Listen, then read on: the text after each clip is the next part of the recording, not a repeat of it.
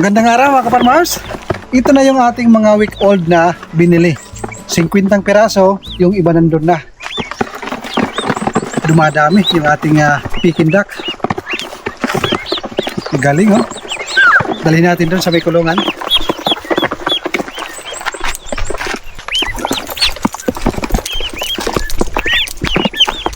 Yung binigay ng ating pinagbilhan 52. Pero yung ating binayaran 50 lang. Kaya thank you sa ating supplier ng Peking duck. Nasa Kalbayog, malayo.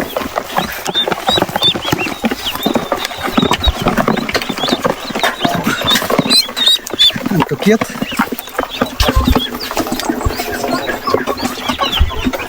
Oh, nahulog yung isa. Baka tukain.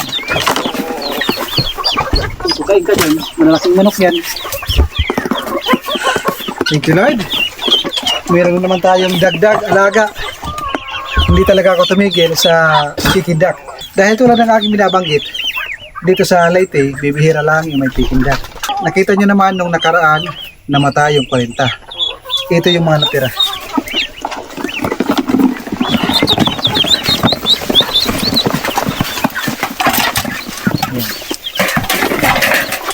Malaki na oh. Ito yung ating magiging mga breeding. Lord, gabayan nyo kami.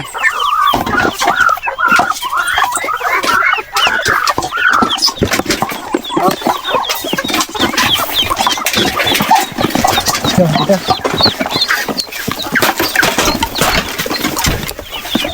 Ayan. Kanina, nilagay ko na yung iba. 52 piraso ito. Merong ganito, ito yung pasobra mga kaparmers. Ayan na. Para nakaganyan, bali ang liig.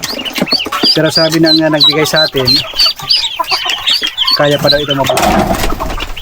Pwede daw itong pangkarne, pangkatay.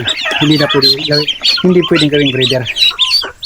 Sabi niya bigay kita pasobra, dalawa. Para pag gusto mo magkatay, makatikim ka ng Peking duck.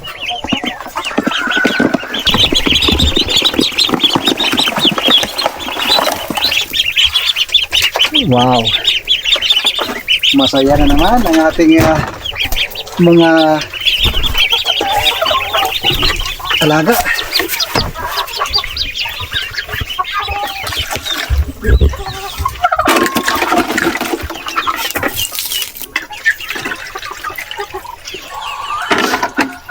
Nagtanong ako sa nagbibinta sa atin ng Peking duck.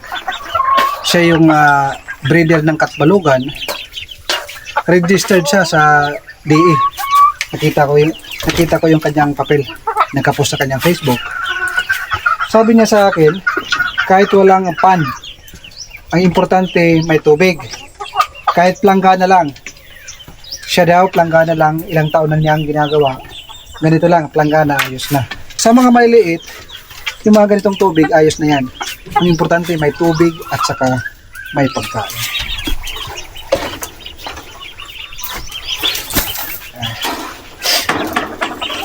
Yung mga kaparmers natin na nagko-comment, nag-a-advise, hindi ko bang kayo ma-replyan isa-isa.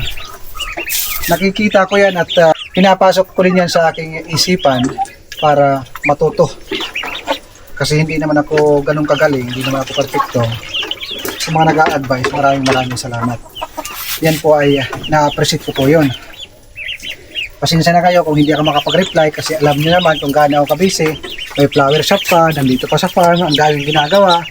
Mamaya, unexpected na naman ang tayong order. Sirado kami dahil linggo, pero hindi namin inaasahan mayroong order. Ang hirap naman tanggihan sa grasya, di ba? Alam niyo naman pag ex-abroad, pinapahalaga ng bawat patak ng piso. Wala sa akin linggo-linggo. Ang gagawin namin ni Brad, sabi ko kay Brad, pagkatapos namin mag-deliver, kung hindi sasama si Mrs. Kasi si Mrs. gustong sumama sa pag-deliver. Kasi nag-i-enjoy kakaikot. Kasi nga, nung nandun kami sa abroad, nandun kami sa Qatar. Trabaho, bahay, kain, tulog, yun lang ang buhay. Pero pag di off, meron naman mga pagkakataon nakapunta sa mga magagandang hotel. Pero tulad ng aking sinasabi, hindi katulad dito sa Pilipinas na parang kang free. Kahit saan ka sumuksok dyan, ayos lang. Iba pa rin pag nasa Pilipinas. Kaya si Mrs. pag nag-deliver, gustong sumama. Ngayon, papakiusapan ko si Mrs. Huwag mo nang sumama, kami ni Brad. Magdi-deliver kami ng bulaklak, balon. Katapos namin mag-deliver, diretso na dun sa Barogo, pipick upin namin yung 6 na native na baboy. Yan yung aking nasa aking isipan. Iwan ko lang kung mangyayari. Ito talaga yung problema ko sa painuman na ito. Palagi ko itong pinoproblema. Gusto kong mag-try yung parang maliit lang na ganito, tapos sinisiksik.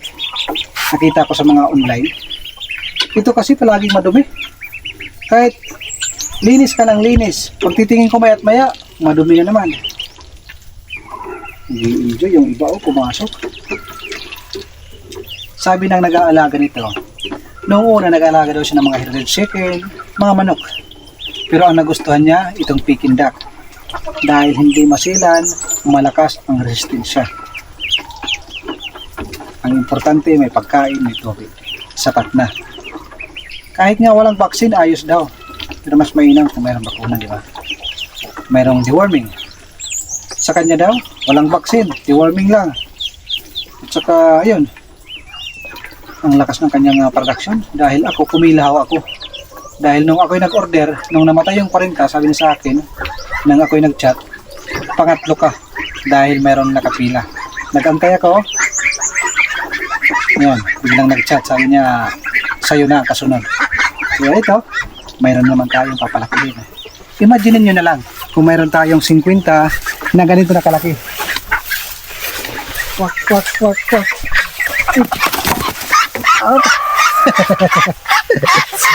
Grabe. Ganda ng kulay, oh. Wow. I love it. Kung nasa Qatar pa ako, mga kaparmers, wala akong libangan na ganito. Ay. Lalaki to? Babae. Babae pala to.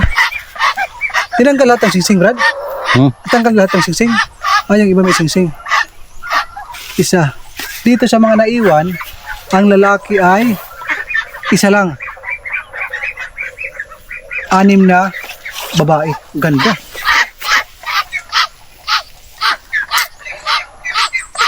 Sarap sa pakiramdam. Kakatanggal ng pagod. Ang cute. Wala pang 3 months to. Kita nyo naman kung gaano kalaki. Pwede na ngang katayin.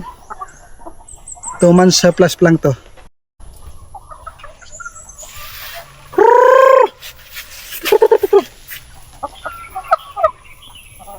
Busy yung ating mga alaga din dito sa kabila.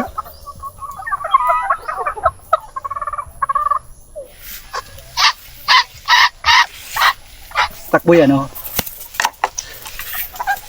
Andito yung mga heritage chicken. Iwan muna natin to dahil meron pa kaming lalakarin. Magpakabait kayo. Ay, nandito yung ating malagyan ng pagkain. Yan. Sa ganas tubig yan.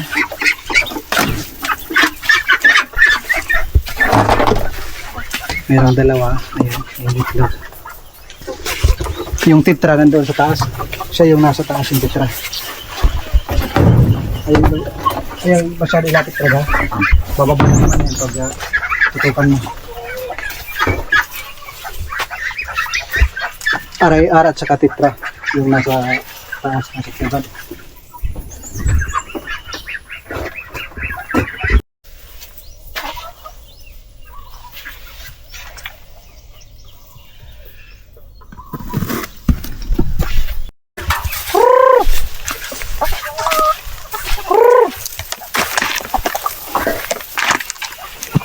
Kala nyo, ha?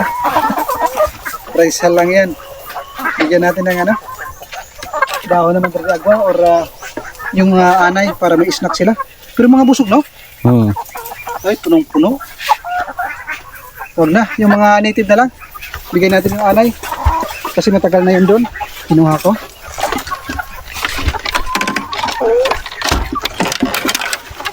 Mayroong mga kaparmers nagsasabi yung ating bakod ng ating mga alaga is mahina daw. Kumbaga low class.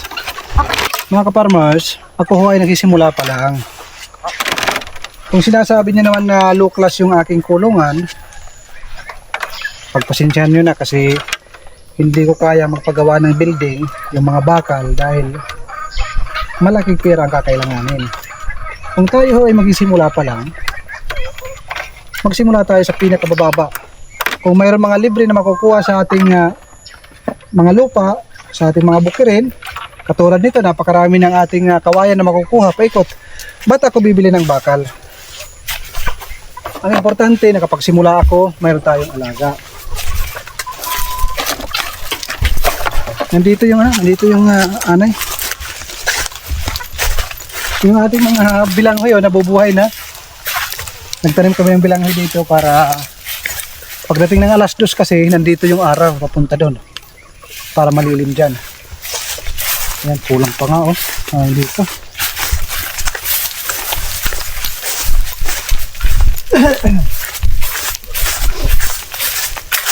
Para sa ating mga empleyado magre-retire uwi ng Pilipinas for good business, kung kayo ay papasok sa farm, advice ko sa inyo, mag-build kayo ng parang dalawang business.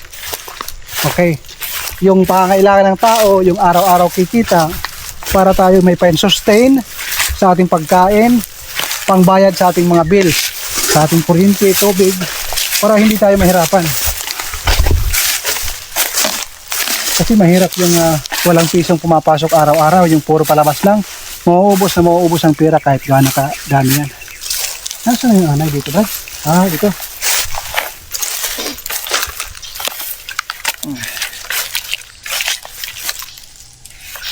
May snack.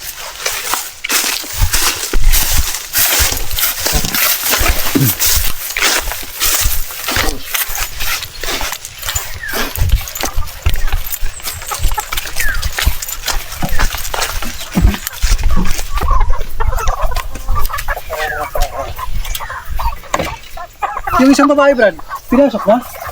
Dito. Mahirap yung isang native farmers dahil kahit ilang bisis mong ipasok, lalabas na lalabas doon sa taas ng pintuan. Tingnan nyo. Ito tayo.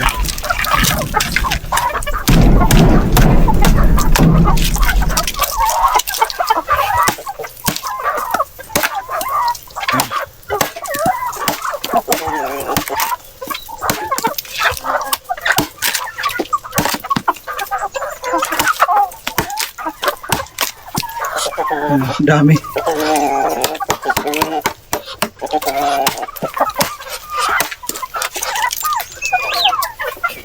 Mahirap sa baba, baka maitak yung ating alaga.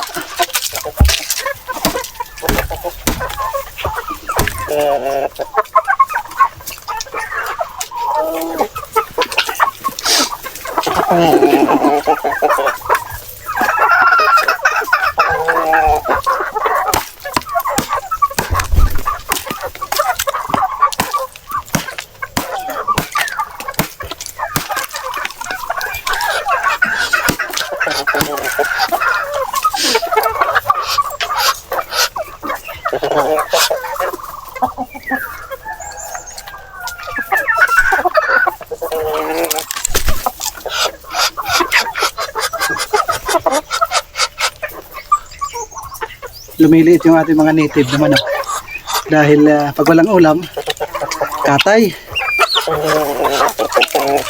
Kaya nga tayo nag-aalaga para tayo makakain, di ba?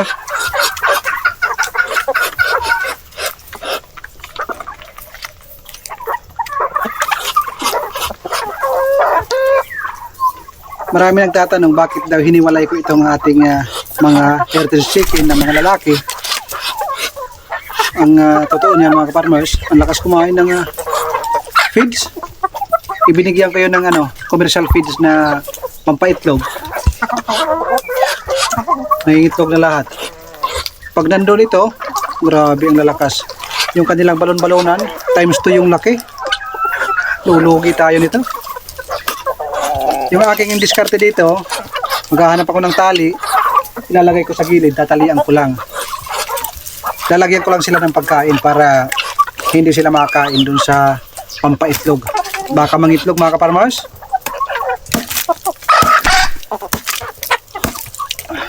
Yan, dyan kayo. Dito yung iba. Dami oh.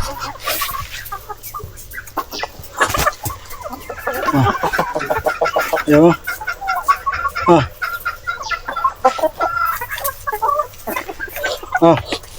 Ito. Ito.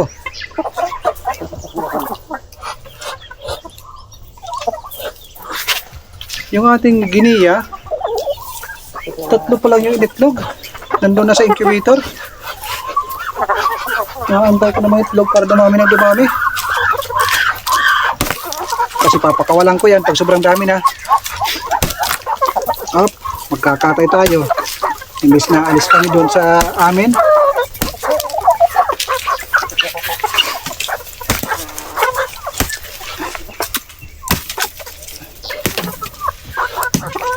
Ayan. Tutukain yan, kakaskasin. Pag kinakaskas, matatapon sa labas yung mga anay. Kasi pumapasok sa mga butas. Hindi nila matuka. Gagawin nila kinakaskas. Naalala nyo pa ba yung nagbigay tayo ng kulitis? Nagdala tayo dito. Sa una, wala ditong kulitis. Tapos ngayon, biglang dami. Siguro dahil sa bulaklak niya dito, dumadami ito pag napupunta sa lupa. Kaya ang gagawin natin, yung mga bulaklak kunin. Dahil ang kulitis, sa mga Ilocano, masarap na gulay yan. Pero dito sa amin, bibihira lang yung gugulay. Kukunin natin bulaklak, ipapaikot natin sa lupa, marami tayong makukuha. Ano bang ang gamit dito? Sa bulaklak, itatanim lang, hindi natin gugulayin. Dahil gulay ito ng ating mga alaga. Ang gagawin natin ngayon, dahil nandito ito sa harapan ng ating triangle house, ganito yung ating gagawin. Tigas brad. Ang bilis dumami.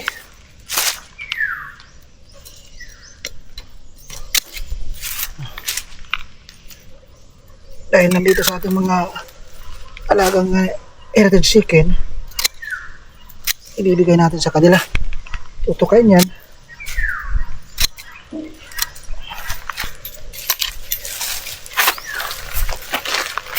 Biglang dumami, hindi naman ito tinanim.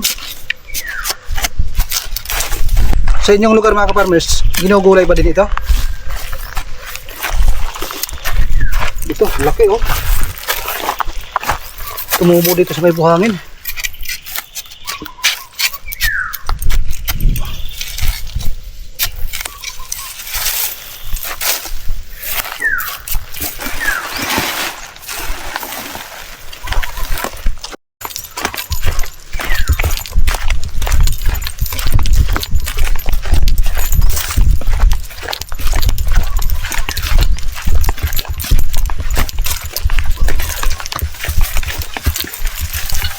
Ito para sa mga heritage chicken ito.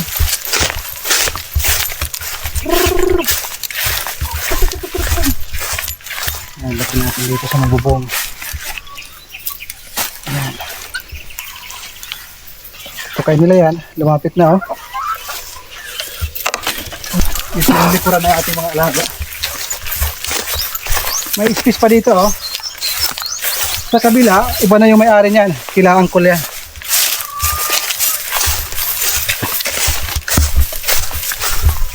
Dito. Dito ko sa likuran ibibigay. Yan.